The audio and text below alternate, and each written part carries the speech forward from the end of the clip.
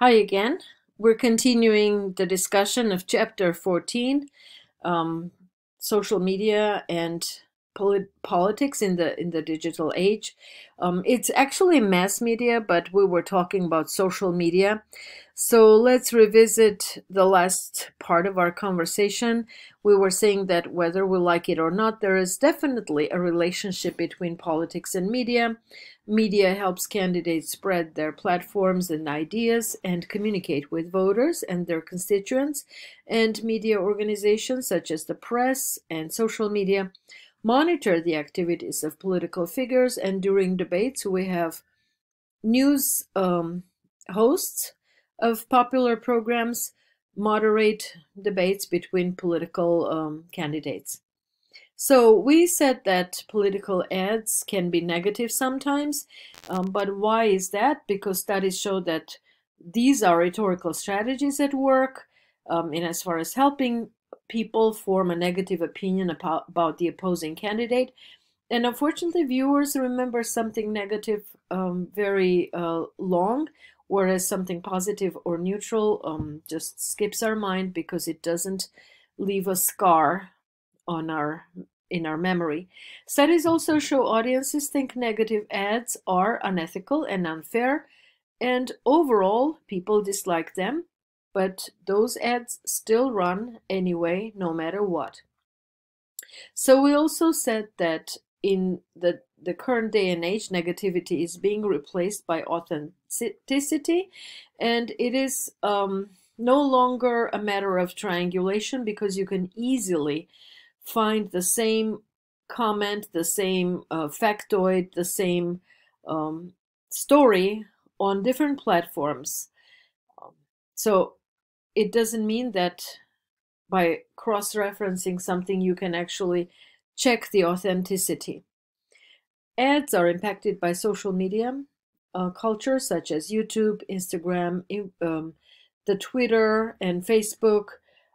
It does create a specific culture, so the ads are targeting those audiences in a very specific way. So politicians either use social media or leave social media, and we know that presidents sometimes use Twitter. All in all, political speech is public speech. For thousands of years, people have used their ability to speak in public, and digital media is no different.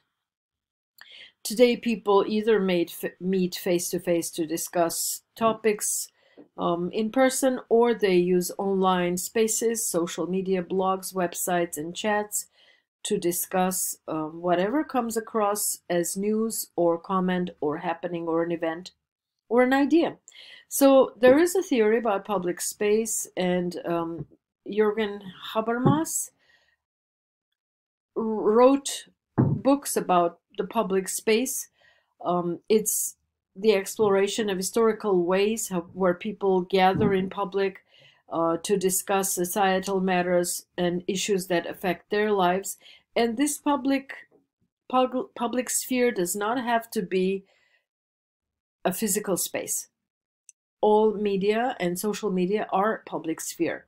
So social media changes the way politicians communicate with the public and the way public talks back to politicians, because now people can write back to their politicians. And I don't know about you, but I have tried writing comments to Donald Trump and others, Hillary Clinton.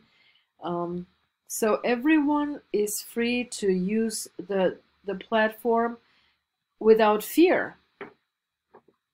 And actually, that gives people an equitable chance to participate in the public sphere, regardless of their position in society, regardless of their ability, their appearances, their health, their age, etc.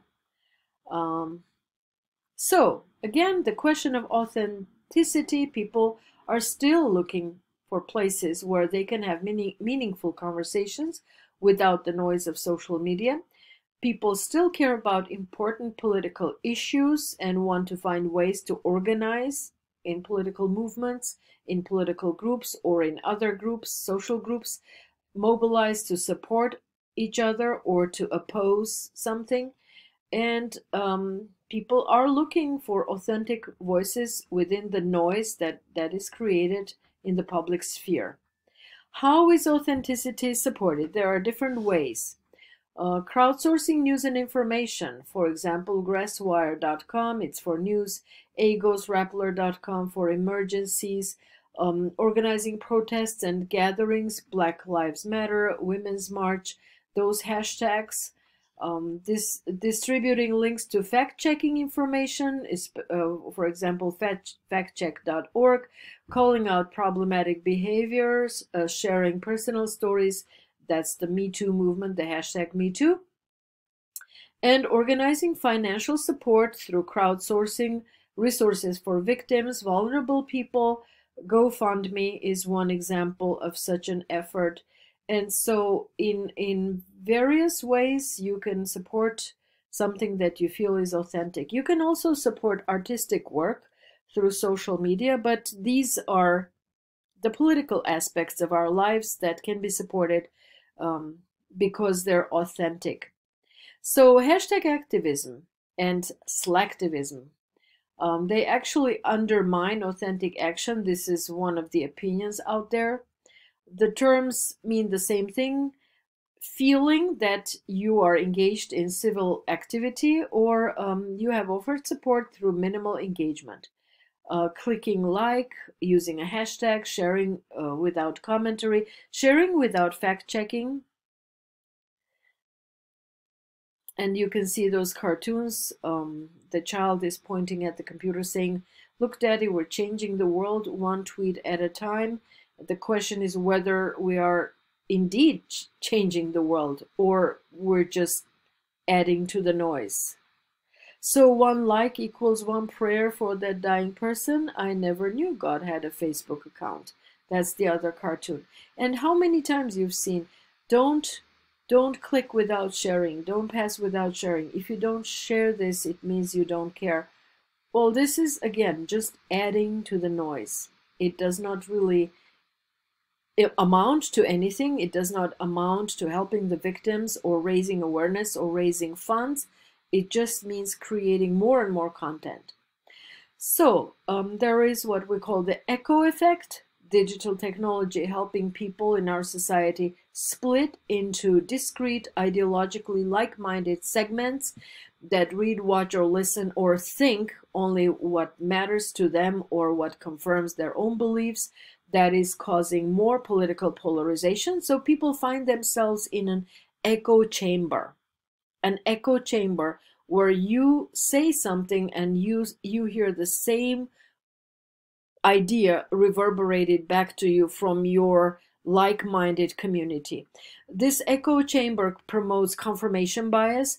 So you hear from other people who think like you, and you feel that you're absolutely right because so many people supported you.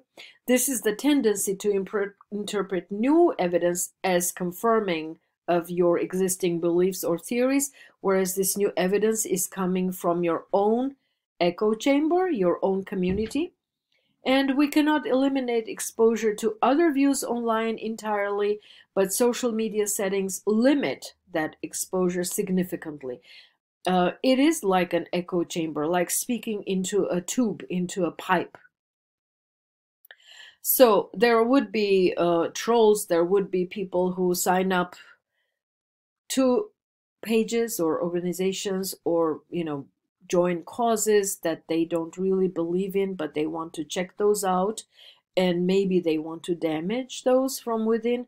That's one thing. So you can never be completely isolated. But for the most part, you're always surrounded by like-minded people. If you use social media, that does not make a distinguished effort to keep things objective and to include as many voices as possible. So I'm going to ask you to assess your participation in the digital public sphere. And this will be one of the assignments that will count as a quiz on chapter 14. Instead of a quiz, we will do the following. Think about how involved you are in the digital public sphere. Explain your level of engagement. How politically diverse are your social media accounts? How does this level of diversity compare to your family and friends' social media presence? And what could you do to improve your social media experience so you're exposed to more political dialogue and more diverse opinions? So this will be our assignment, and it will be posted separately, and we will talk about it in our class. Thank you.